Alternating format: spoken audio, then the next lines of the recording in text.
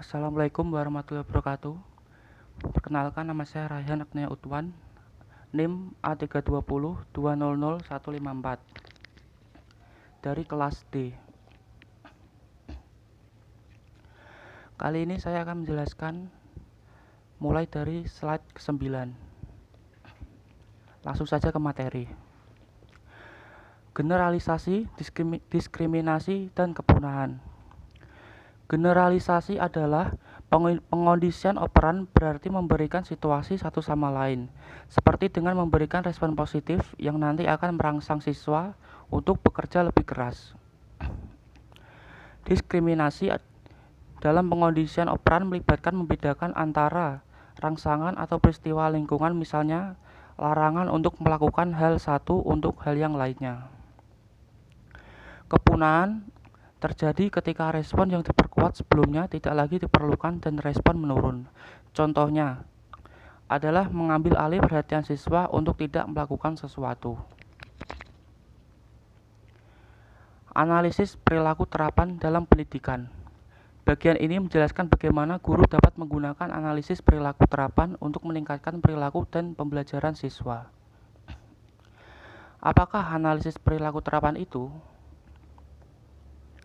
Analisis perilaku terapan merupakan penerapan prinsip-prinsip pengondisian operan untuk mengubah perilaku manusia.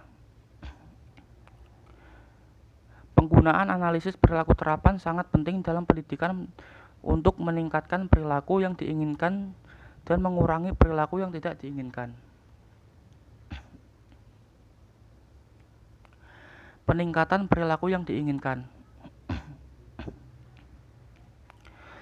Strategi pemosisian operan dapat digunakan untuk meningkatkan perilaku yang diinginkan anak untuk memilih penguat efektif, untuk membuat penguat kontingen yang tepat waktu, memilih jadwal pembuatan terbaik, mempertimbangkan kontraktor, menggunakan penguatan negatif secara efektif, dan penggunaan petunjuknya. Yang pertama, pilih penguat yang efektif, yaitu tidak semua penguat adalah sama untuk setiap anak. Analisis perilaku terapan merekomendasikan bahwa guru mengetahui apakah penguat bekerja terbaik dengan anak-anak tertentu, yaitu penggunaan penguat tertentu bersifat individual. Yang kedua, buat penguat kontingen dan tepat waktu. Agar menjadi efektif, guru harus memberikannya setelah anak melakukan perilaku tertentu.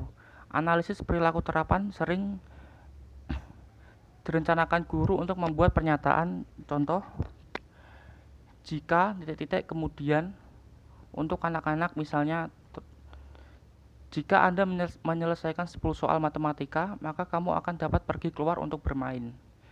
Jelas apa yang ia lakukan untuk mendapatkan penguat tersebut. Pilih jadwal terbaik dari penguatan, yaitu sebagian besar contoh yang diberikan di bawah ini mengasumsikan penguatan yang terus-menerus, yaitu anak diperkuat tiap kali ia membuat tanggapan. Pertimbangkan kontrak.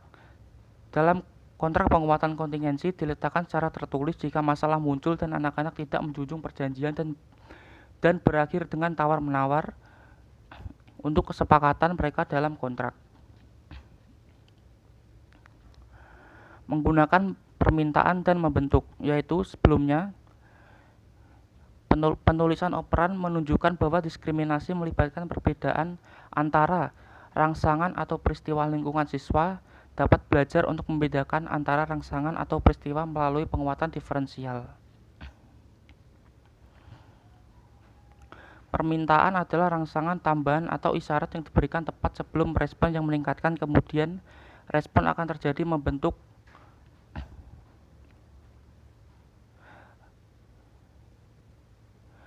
adalah ketika guru menggunakan permintaan mereka menganggap bahwa siswa dapat melakukan perilaku yang diinginkan.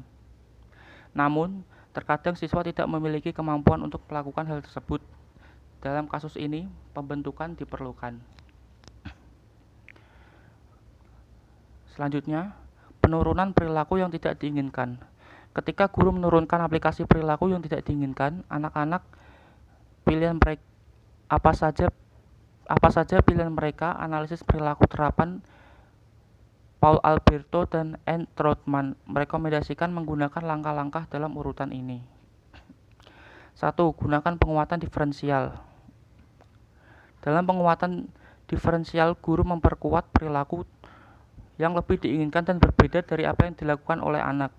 2. Hentikan penguatan atau kepunahan. Strategi memberikan penguatan adalah menarik penguatan positif dari perilaku yang tidak pantas pada anak. 3. Menghapus rangsangan yang diinginkan. Misalkan, Anda telah mencoba 2 opsi pertama dan mereka belum bekerja. Pada pilihan ketiga adalah untuk menghilangkan rangsangan yang diinginkan dari siswa. Contoh, pada anak usia dini, kami menggunakan analisis perilaku terapan kepada anak-anak prasekolah kami dengan memberikan waktu keluar bagi siswa yang nakal. Pada anak-anak sekolah dasar, untuk siswa kelas 2, imbalan terputus atau tersirat, tersenyum, atau perhatian bekerja dengan baik. Untuk sekolah menengah, tidak memberi penghargaan untuk siswa kelas 6.